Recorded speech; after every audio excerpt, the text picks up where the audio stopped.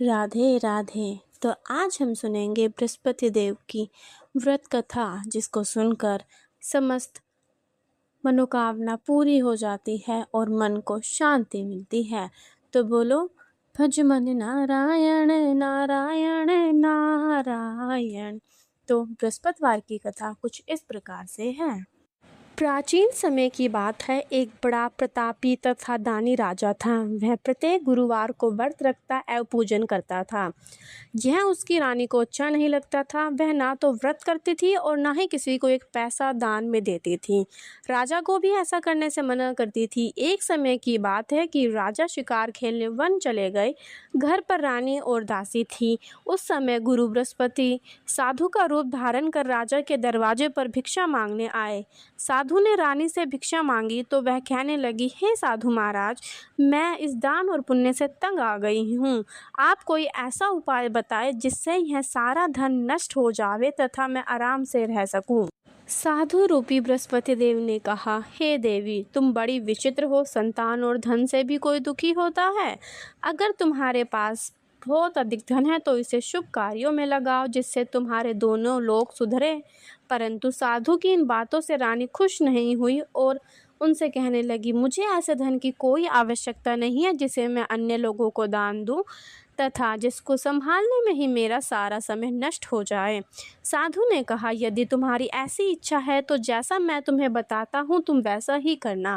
बृहस्पतिवार के दिन घर को गोबर से लीपना, अपने केशों को पीली मिट्टी से धोना, केशों को धोते समय स्नान करना, राजा से हजामत बनवाने को कहना, भोजन में मांस मदिरा खाना, कपड़ा धोबी के यहाँ धुलवाने डालना। इस प्रकार 7 बृहस्पतिवार करने से तुम्हारा सभी धन नष्ट हो जाएगा।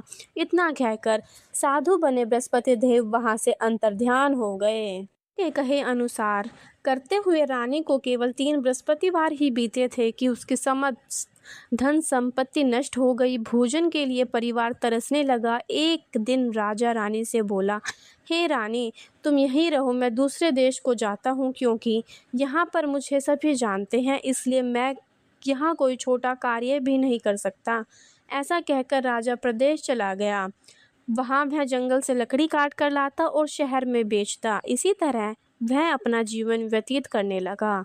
इधर राजा के बिना रानी और दासी दुखी रहने लगी। एक समय जब रानी और दासी को 7 दिन बिना भोजन के रहना पड़ा तो रानी ने अपनी दासी से कहा, हे दासी, पास ही नगर में मेरी बहन रहती है, वह बड़ी धनवान है, तो उसके पास जा और कुछ ले आ ताकि थोड़ा बहुत गुजारा हो जावे।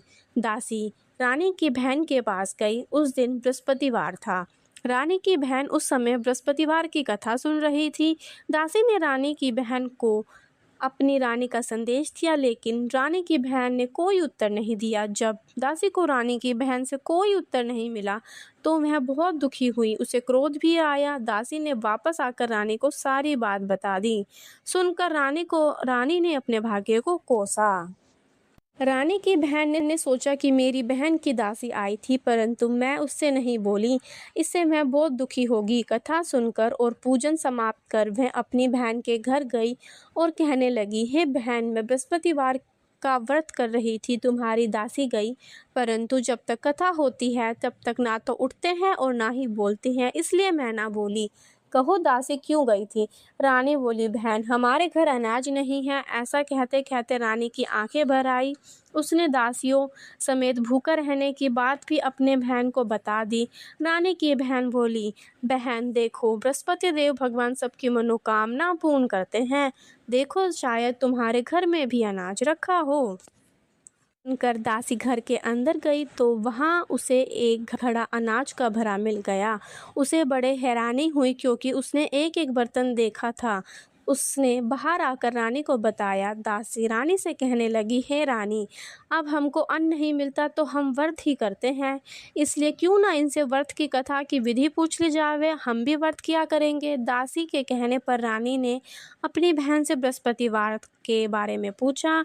उसकी बहन ने बताया, बृहस्पतिवार के व्रत में चने की दाल और मुनक्का से विष्णु भगवान का केले की जड़ में पूजन करें तथा दीपक जलावे, पीला भोजन करे तथा कथा सुने। इसे गुरु भगवान बृहस्पति प्रसन्न होते हैं, मनोकामना पूर्ण करते हैं। व्रत और पूजन की विधि बतलाकर रानी की बहन अपने घर लौट गई। रानी और दासी दोनों ने निश्चय किया कि बृहस्पति देव भगवान का पूजन जरूर करेंगे। 7 रोज बाद जब बृहस्पतिवार आया तो उन्होंने व्रत रखा। घुड़साल में जाकर चना और गुड़ बीन लाई तथा उसकी दाल से केले की जड़ तथा विष्णु भगवान का पूजन किया। अब पीला भोजन कहाँ से आए? दोनों बड़ी दुखी हुई, परंतु उन्होंने व्रत किया था इसलिए बृहस्पति देव भगवान प्रसन्न थे। एक साधारण व्यक्ति के रूप में वे 2 थाल में सुंदर पीला भोजन लेकर आए और दासी को देकर बोले, हे दासी, यह भोजन तुम्हारे लिए है और तुम्हारी रानी के लिए है, तुम दोनों ग्रहण करना। दासी भोजन पाकर बहुत प्रसन्न हुई। उसने रानी को सारी बात बताई। उसके बाद से वे प्रत्येक बृहस्पतिवार को गुरु भगवान का व्रत और पूजन करने लगी। बृहस्पति भगवान की कृपा से उनके पास बहुत सा धन हो गया, परंतु रानी फिर से पहले की तरह आलस्य करने लगी। तब दासी बोली, देखो रानी, तुम पहले भी इसी प्रकार आलस्य करती थी, तुम्हें धन के रखने में कष्ट होता था, इसी कारण सभी धन नष्ट हो गया। अब गुरु भगवान की कृपा से हमें धन मिला है तो तुम्हें आलस्य होता है। बड़ी मुसीबतों के बाद हमने यह धन पाया है, इसलिए हमें दान पुण्य करना चाहिए। अब तुम भूखे मनुष्य को भोजन कराओ, प्याऊ लगाओ, ब्राह्मणों को दान दो, कुआं, तालाब, बावड़ी आदि का निर्माण कराओ, मंदिर पाठशाला बनाकर ज्ञान दान दो, कुंवारी कन्याओं का विवाह कराओ, अर्थात धन को शुभ कार्यों में खर्च करो, जिससे तुम्हारे कुल का यश बढ़े तथा स्वर्ग प्राप्त हो और पितृ प्रसन्न हो। दासी की बात मानकर रानी शुभ कर्म करने लगी, उसका यश फैलने लगा। एक दिन रानी और दासी आपस में विचार करने लगी कि ना जाने राजा कैसी दशा में होंगे, उनकी कोई खोज खबर भी नहीं है। उन्होंने श्रद्धा पूर्वक गुरु भगवान से प्रार्थना की कि राजा जहाँ कहीं भी है शीघ्र ही वापस आ जावे। राजा प्रदेश में बहुत दुखी रहने लगा। वह प्रतिदिन जंगल से लकड़ियां बीन कर लाता और उसे शहर में बेचकर अपने दुखी जीवन को बड़ी कठिनता से व्यतीत करने लगा। एक दिन दुखी हो अपनी पुरानी बातों को याद करके वह रोने लगा और उदास हो गया। उसी समय राजा के पास बृहस्पति देव साधु का वेश में आकर बोले, हे लकड़हारे, तुम इस सुनसान जंगल में किस चिंता में बैठे हो, मुझे बताओ। यह सुन राजा के नेत्रों में जल भर आया। साधु की वंदना कर राजा ने अपनी संपूर्ण कहानी सुना दी। महात्मा दयालु होते हैं।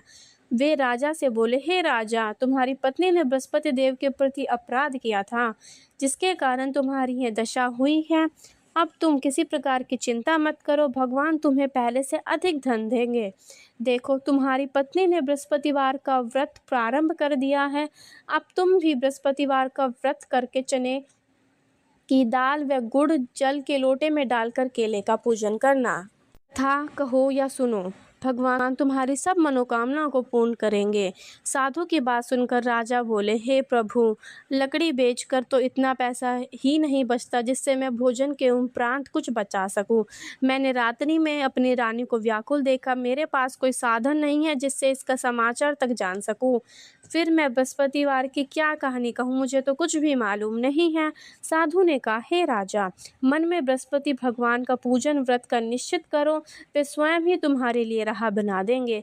बृहस्पतिवार के दिन तुम रोज की तरह लकड़ियां लेकर शहर में जाना। तुम्हें रोज से दुगना धन प्राप्त होगा, जिससे तुम भली भांति भोजन कर लोगे तथा बृहस्पति देव का पूजन का सामान भी आ जाएगा। जो तुमने बृहस्पतिवार की कहानी के बारे में पूछा है तो वो कुछ इस प्रकार है। देव जी की कहानी। प्राचीन काल में एक बहुत ही निर्धन ब्राह्मण रहता था। उसके कोई भी संतान नहीं थी। वह नित्य पूजा पाठ करता। उसकी स्त्री ना तो स्नान करती और ना ही किसी देवता का पूजन करती। इसी कारण ब्राह्मण देवता बहुत दुखी रहते थे। भगवान की कृपा से ब्राह्मण से यह एक कन्या उत्पन्न हुई। कन्या बड़ी होने लगी। प्रातः स्नान करके वह भगवान विष्णु का जप करती, बृहस्पतिवार का व्रत भी करने लगी। पाठ पूजा समाप्त कर पाठशाला जाती तो अपनी मुट्ठी में जौ भर कर ले जाती और पाठशाला जाने के मार्ग में डालती जाती। लौटते समय वह जो स्वर्ण के हो जाते तो उन्हें बीनकर घर ले आती। एक दिन वह बालिका सूप में उन सोनों के जौ को फटक कर साफ कर रही थी कि तभी उसकी माँ ने देख लिया और कहा, बेटी, सोने को जौ को फटकने के लिए सोने का सूप तो होना ही चाहिए। दूसरे दिन गुरुवार था। कन्या ने व्रत रखा और बृहस्पति देव से सोने का सूप देने की प्रार्थना की। बृहस्पति देव ने उसकी प्रार्थना स्वीकार कर ली। रोजाना की तरह वह कन्या जौ फैलाते हुए पाठशाला चली गई। पाठशाला से लौटकर जब वह जौ बीन रही थी तो बृहस्पति देव की कृपा से उसे सोने का सूप मिला। उसे वह घर ले आई और उससे जौ साफ करने लगी, परंतु उसकी माँ का वही ढंग रहा। एक दिन की बात है, कन्या सोने के सूप में जौ साफ कर रही थी। उस समय उस नगर का राजकुमार वहां से निकला। कन्या को देखकर वह उस पर मोहित हो गया। राजमहल में आकर वह भोजन तथा जल त्याग कर उदास हो लेट गया। राजा को जब राजकुमार द्वारा अन्न जल त्यागने का समाचार ज्ञात हुआ तो वह अपने मंत्रियों के साथ वहां अपने पुत्र के पास गया और कारण पूछा। राजकुमार ने राजा को उस लड़की के घर का पता भी बताया। मंत्री उस लड़की के घर गया। मंत्री ने ब्राह्मण के समक्ष राजा की ओर से निवेदन किया। कुछ ही दिनों बाद ब्राह्मण की कन्या का विवाह राजकुमार के साथ संपन्न हुआ। कन्या के घर से जाते ही ब्राह्मण के घर में पहले की भांति गरीबी का निवास हो गया। एक दिन दुखी होकर ब्राह्मण अपनी पुत्री से मिलने गया। बेटी ने पिता की अवस्था को देखा और अपनी माँ का समाचार पूछा। ब्राह्मण ने सभी हाल कहा सुनाया। कन्या ने बहुत सा धन देकर अपने पिता को विदा कर दिया, लेकिन कुछ दिन बाद फिर से वही हालात। ब्राह्मण फिर अपनी कन्या के यहाँ गया और सभी हाल कहा तो पुत्री बोली, हे पिताजी, आप माताजी को यहाँ ले आओ, मैं उन्हें सब विधि बतला दूंगी जिससे गरीबी दूर हो जाती है। ब्राह्मण देवता अपनी स्त्री के साथ अपनी पुत्री के पास राजमहल पहुंचा तो पुत्री अपनी माँ को समझाने लगी, हे माँ, तुम प्रातःकाल स्नान आदि करके विष्णु भगवान का पूजन करो तो सब दरिद्रता दूर हो जाएगी। परंतु उसकी माँ उसकी एक भी बात नहीं मानी और प्रातःकाल उठकर अपनी पुत्री का बचा झूठन खा लेती है। एक दिन उसकी पुत्री को बहुत गुस्सा आया। उसने अपनी माँ को एक कोठरी में बंद कर दिया। प्रातः उसे स्नान आदि कराकर पूजा पाठ कराया तो उसकी बुद्धि ठीक हो गई। इसके बाद वह नियम से पूजा पाठ करके और प्रत्येक बृहस्पतिवार को व्रत रखने लगी। इस व्रत के प्रभाव से मृत्यु के बाद वह स्वर्ग को गई। वह ब्राह्मण भी इस लोक में सुख भोग कर स्वर्ग को प्राप्त हुआ। इस तरह कहानी कहकर साधु वहां से अंतर्ध्यान हो गए। धीरे धीरे समय व्यतीत होने पर फिर बृहस्पतिवार का दिन आया। राजा जंगल से लकड़ी काटकर शहर में बेचने गया। उसे उस दिन और दिनों से अधिक धन मिला। राजा ने चना, गुड़ और आदि लाकर बृहस्पतिवार का व्रत किया। उस दिन से उसके सभी कलेश दूर हो गए। परंतु जब अगले गुरुवार का दिन आया तो वह बृहस्पतिवार का व्रत करना भूल गया। इसी कारण बृहस्पति भगवान नाराज हो गए। उस दिन उस नगर के राजा ने विशाल यज्ञ का आयोजन किया था। अपने समस्त राज्य में घोषणा करा दी थी कि सभी यहाँ मेरे भोजन करें, किसी के घर चूल्हा ना जले और जो इस आज्ञा को नहीं मानेगा उसको फांसी की सजा सुना दी जाएगी। अनुसार राज्य के सभी वासी राजा के भोज में सम्मिलित हुए, लेकिन लकड़हारा कुछ देर से पहुंचा, इसलिए राजा उसको अपने साथ महल ले गए। जब राजा लकड़हारा को भोजन करा रहे थे तो रानी की दृष्टि उस खूंटी पर पड़ी जिस पर उसका हार लटका हुआ था। उसे हार खूंटी पर लटका दिखाई नहीं दिया। रानी ने निश्चय किया कि मेरा हार इस लकड़हारे ने जरूर चुराया है। उसी समय सैनिक बुलाकर उसको जेल खाने में डलवा दिया। लकड़हारा जेल में विचार करने लगा कि ना जाने कौन से पूर्व जन्म के कर्मों से मुझे यह दुख प्राप्त हुआ है, और जंगल में मिले साधु को याद करने लगा। तत्काल बृहस्पति देव साधु का रूप में प्रकट हुए और कहने लगे, अरे मूर्ख, तूने बृहस्पति देव की कथा नहीं कही थी, इसी कारण तुझे दुख प्राप्त हुआ है। अब चिंता मत कर, बृहस्पतिवार के दिन जेल खाने के दरवाजे पर तुझे 4 पैसे पड़े मिलेंगे। उनसे ही तू बृहस्पतिवार की पूजन करना तो तेरे सभी कष्ट दूर हो जाएंगे। अगले बृहस्पतिवार उसे जेल के पास 4 पैसे मिले। राजा ने पूजा का सामान मंगाकर कथा कही और प्रसाद बांटा। उसी रात्रि में बृहस्पति देव ने उस नगर के राजा को स्वप्न में कहा, हे राजा, तूने जिसे जेल में बंद किया है उसे कल छोड़ देना, वह निर्दोष है। राजा प्रातःकाल उठा और खूंटी पर हार टंगा देखकर लकड़हारे को बुलाकर क्षमा मांगी तथा राज्य के योग्य सुंदर वस्त्र आभूषण भेंट कर उसे विदा किया। गुरुदेव की आज्ञा अनुसार राजा अपने नगर को चल दिया। राजा जब नगर के निकट पहुंचा तो उसे बड़ा आश्चर्य हुआ। अगर में पहले से अधिक बाग, तालाब, कुएं तथा बहुत सी धर्मशालाएं, मंदिर बने हुए थे। राजा ने पूछा, यह किसका बाग है और धर्मशाला है? तब नगर के सब लोगों ने कहा, यह सब रानी और दासी द्वारा बनवाए गए हैं। राजा को आश्चर्य हुआ और क्रोध भी आया कि उसकी अनुपस्थित में रानी के पास इतना धन कहाँ से आया होगा। जब रानी ने यह खबर सुनी कि राजा आ रहे हैं तो उसने अपनी दासी से कहा, हे दासी, देख राजा हमको कितनी बुरी हालत में छोड़ गए थे। वह हमारी ऐसी हालत देखकर लौट ना जावे, इसलिए तू दरवाजे पर खड़ी हो जा। रानी की आज्ञा सुन दासी दरवाजे पर खड़ी हो गई और जब राजा आए तो उन्हें अपने साथ महल ले गई। तब राजा ने क्रोध कर अपनी तलवार निकाली और पूछने लगा, बताओ यह धन तुम्हें कैसे प्राप्त हुआ है? तब रानी ने सारी कथा सुनाई। राजा ने निश्चय किया कि मैं रोजाना दिन में 3 बार कथा करूंगा तथा रोज बृहस्पतिवार का व्रत करूंगा। अब राजा हर समय दुपट्टे में चने की दाल बांध कर रखता और दिन में 3 बार कथा कहता। एक रोज राजा ने विचार किया कि वह अपनी बहन के यहाँ जाएगा। इस तरह का निश्चय कर राजा घोड़े पर सवार हो अपनी बहन के पास चला गया। मार्ग में उसने देखा कि कुछ लोग एक मुर्दे को लेकर जा रहे हैं। उन्हें रोककर कहने लगा, हे भाइयों, मेरी बृहस्पति की कथा सुन लो। वे बोले, लो हमारा तो आदमी मर गया, इसको कथा की पड़े है। परंतु कुछ आदमी बोले, अच्छा कहो, तुम्हारी कथा भी सुनेंगे। राजा ने दाल निकाली और कथा शुरू करी। जैसे ही कथा आधी हुई तो मुर्दा हिलने लगा और जब तक कथा समाप्त हुई तो वह राम राम करके वह मुर्दा खड़ा आगे बढ़ा। उसे चलते चलते शाम हो गई। आगे मार्ग में उसे एक किसान खेत में हल चलाता मिला। राजा ने उससे कथा सुनने का आग्रह किया लेकिन वह नहीं माना। राजा आगे चल पड़ा। राजा के आगे बढ़ते ही पैर पछाड़ खाकर गिर गई और उसके पेट में बहुत ज़्यादा दर्द होने लगा। उसी समय किसान की पत्नी रोटी लेकर आई। जब उसने देखा तो अपने पुत्र से सब हाल पूछा। बेटे ने सब हाल बताया तो वह बुढ़िया दौड़ी दौड़ी उस घुड़सवार के पास गई और बोली, मैं तेरी कथा सुनूंगी। पर बुढ़िया दौड़ी दौड़ी उस घुड़सवार के पास गई और उससे बोली, मैं तेरी कथा सुनूंगी, तू अपनी कथा मेरे खेत पर चलकर कहना। राजा ने लौटकर बुढ़िया के खेत पर जाकर कथा कही, जिसके सुनते ही बैल खड़े हो गए तथा किसान का पेट का दर्द भी बंद हो गया। राजा अपनी बहन के घर पहुंच गया। बहन ने भाई की खूब मेहमानी की। दूसरे रोज प्रातःकाल राजा जगा तो उसने देखा कि यहाँ के तो सभी लोग भोजन कर रहे हैं। राजा ने अपनी बहन से पूछा, ऐसा कोई मनुष्य है जिसने भोजन नहीं किया हो, जो मेरी बृहस्पतिवार की कथा सुन ले? बहन बोली, हे भैया, यह देश ही ऐसा है। पहले यहाँ के लोग भोजन करते हैं, बाद में अन्य काम करते हैं। फिर वह एक कुम्हार के घर गई जिसका लड़का बीमार था। उसे मालूम हुआ कि उसके यहाँ 3 दिन से किसी ने भोजन नहीं किया है। रानी ने अपने भाई की कथा सुनने के लिए कुम्हार से कहा। वह तैयार हो गया। राजा ने जाकर बृहस्पतिवार की कथा कही, जिसको सुनकर उसका लड़का ठीक हो गया। अब तो राजा की प्रशंसा होने लगी। एक दिन राजा ने अपनी बहन से कहा, हे बहन, मैं अब अपने घर को जाऊंगा, तुम भी तैयार हो जाओ। राजा की बहन ने अपने सास से पूछा तो सास ने कहा, हाँ चली जा, परंतु अपने लड़के को मत लेके जाना, क्योंकि तेरे भाई की कोई संतान नहीं है।